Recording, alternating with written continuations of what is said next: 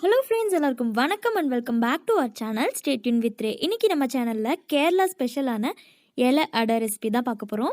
So இந்த recipe பார்த்திங்கன்னா ரொம்ப டேஸ்ட்டாக இருக்கும். ஸோ வாங்க எப்படி செய்கிறதுன்னு வீடியோக்குள்ளே போய் பார்க்கலாம். முதல்ல ஒரு கப் அளவுக்கு அரிசி மாவு எடுத்திருக்கேன்.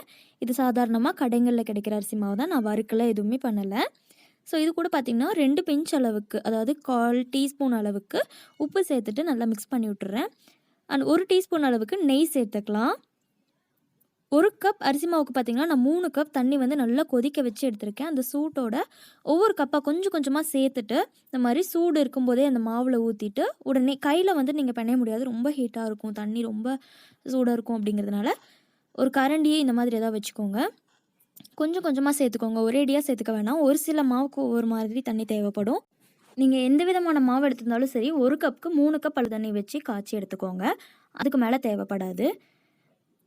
ஸோ பார்த்திங்கன்னா கொஞ்சமாக சேருங்க. ரொம்ப ஒரேடியாக 3 கப்பையுமே ஒன்றா சேர்த்துட்டிங்க அப்படின்னா ரொம்ப மாவு வந்து குழஞ்சி போன மாதிரி ஆகிடும். ஸோ கொஞ்சமாக சேர்த்துட்டு நமக்கு வேணுங்கிற பக்கம் வந்தோடனே அதை ஸ்டாப் பண்ணிடலாம். பார்த்திங்கன்னா இந்த அளவுக்கு நல்லா கொஞ்சம் சாஃப்டாகவும் பிணைஞ்சிருக்கேன். பார்த்திங்கன்னா நான் 3 கப் தண்ணி வச்சுருந்தேன் இல்லையா, ஸோ 2.5 கப் அளவுக்கு தான் தண்ணி எனக்கு செலவாச்சு. பார்த்திங்கன்னா மாவு வந்து கையில் பிடிக்கிற பக்குவத்துக்கு வந்திருக்கு. இந்த பக்கம் வந்ததுக்கப்புறமா நம்ம தண்ணி சேர்க்கறதை நிறுத்திடலாம். கொஞ்சமாக நெய்யோ இல்லை ஆயிலோ மேலே தடவிட்டு கொஞ்சம் நேரம் இதை அப்படியே வச்சுட்டு அடுத்த ஸ்டெப் என்னென்னு பார்க்கலாம். ஸோ வெல்லம் வந்து இந்த மாதிரி துருவி எடுத்து வச்சுருக்கேன். இது ஒரு 1/2 கப் இருக்கும். அண்ட் ஈக்குவலாக 1/2 கப் அளவுக்கு தேங்காய் துருவலும் சேர்த்துக்கிறேன். தேங்காய் துருவல் வந்து உங்களுக்கு ரொம்ப பிடிக்கும் அப்படின்னா நீங்கள் எக்ஸ்ட்ரா நிறையா கூட எவ்வளோ வேணால் சேர்த்துக்கலாம். அண்ட் இது கூட வந்து நீங்கள் நட்ஸ் எது வேணாலும் சேர்த்துக்கலாம். அது வந்து உங்களுடைய விருப்பம் தான். இது வந்து இடையில நமக்கு ஒரு ஸ்டஃப்பாக வைக்க போகிறோம் இல்லையா, அதனால உங்களுக்கு எந்த மாதிரியெல்லாம் சேர்த்தா பிடிக்கும் அப்படிங்கிறது உங்களோட விருப்பத்துக்கு தகுந்த மாதிரி நீங்கள் அதில் ஆட் பண்ணிக்கலாம். ஸோ வந்து பார்த்திங்கன்னா இலை அடை அப்படிங்கிறதுனால இலை இல்லாமல் எப்படி, ஸோ இலையை வந்துட்டு இந்த ஷேப்பில் கட் பண்ணியிருக்கேன். ஓரளவுக்கு பார்த்திங்கன்னா தெரியும் உங்களுக்கு எந்த அளவுக்கு நான் கட் பண்ணியிருக்கேன்னு. ஸோ இந்த மாதிரி கட் பண்ணி வாஷ் பண்ணி எடுத்து வச்சுருக்கேன். ஸோ இப்போ நமக்கு மாவு ரெடி பண்ணிட்டோம், அண்ட் உள்ளே வைக்கிற ஸ்டஃப் ரெடி பண்ணிட்டோம், இலையும் ரெடியாக இருக்குது. ஸோ இப்போ நம்ம அதை எப்படி செய்யுதுன்னு பார்த்துடலாம். கையில் கொஞ்சமாக எண்ணெய் தடவி எடுத்துக்கோங்க. எண்ணெயோ இல்லை நெய்யோ தடவி எடுத்துக்கிட்டு நீங்கள் வந்து தேங்காய் எண்ணெயில் முழுக்க தடவி எடுத்திங்கன்னா கூட அது இன்னுமே ஸ்பெஷலாக இருக்கும். அந்த தேங்காய் எண்ணெயோட ஸ்மெல்லோட அரோமாவோட ரொம்பவே டேஸ்ட்டாக இருக்கும். இந்த மாதிரி கொஞ்சமாக மாவு எடுத்து நீங்கள் கையில் எண்ணெய் தடவிட்டீங்க அப்படின்னா கையில் வந்து மாவு ஒட்டவே ஒட்டாது.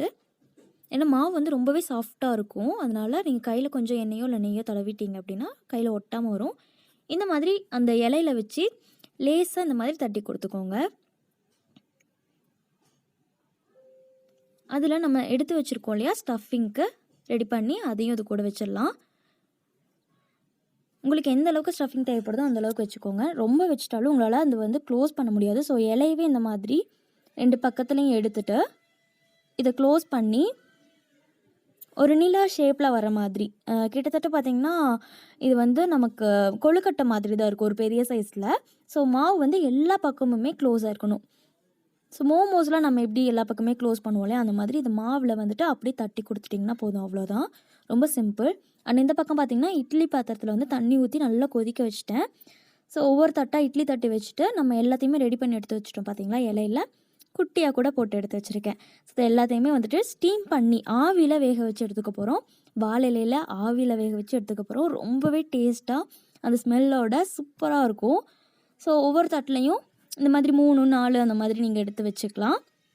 தனித்தனியாக வச்சு ஸ்டீம் பண்ணணும்னு அவசியம் இல்லை.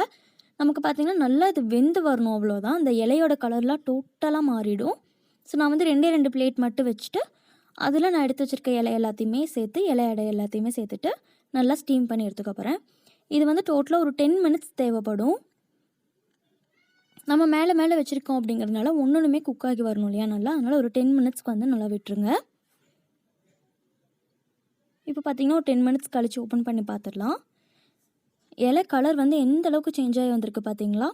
நம்ம வந்து ரொம்ப க்ரீனாக இருந்தது வைக்கும்போது அந்த க்ரீனிஷ் சுத்தமாகவே இருக்கக்கூடாது. இவ்வளோ பச்சையாக இருந்த இலை வந்து இந்த கலருக்கு மாறணும். அப்போ தான் நமக்கு உள்ளே இருக்க அந்த மாவு எல்லாமே வெந்து வரும். நம்ம தேங்காய் வெல்லம் எதுவுமே குக் பண்ணல இல்லையா, ஸோ அதுக்குள்ளேயே வந்து அந்த சூட்லேயே அது நல்லா வெல்லம்லாம் கரைஞ்சி வந்திருக்கும். பாருங்கள், இந்தளவுக்கு ஒட்டாமல் ரொம்ப சூப்பராக சாஃப்டாக ரெடியாக இருந்தது. மாவு வந்து அந்தளவுக்கு நான் சாஃப்டாக பண்ணியிருக்கோம் அப்படிங்கிறதுனால பாருங்கள் எடுத்து வச்சோன்னே அதுவே அழகாக உடையுது. ரொம்ப சாஃப்டாக இருந்துச்சு. வீட்டில் எல்லாருமே ரொம்ப என்ஜாய் பண்ணி சாப்பிட்டாங்க. ரொம்ப குயிக்காகவும் செய்யக்கூடிய ஒரு ஸ்நாக் தான். கண்டிப்பாக இது உங்கள் வீட்டில் ட்ரை பண்ணி பார்த்துட்டு எப்படி இருந்துச்சுன்னு சொல்லுங்கள். மறக்காமல் நம்ம சேனலை சப்ஸ்கிரைப் பண்ணிடுங்க. தேங்க்ஸ் ஃபார் வாட்சிங். பாய்.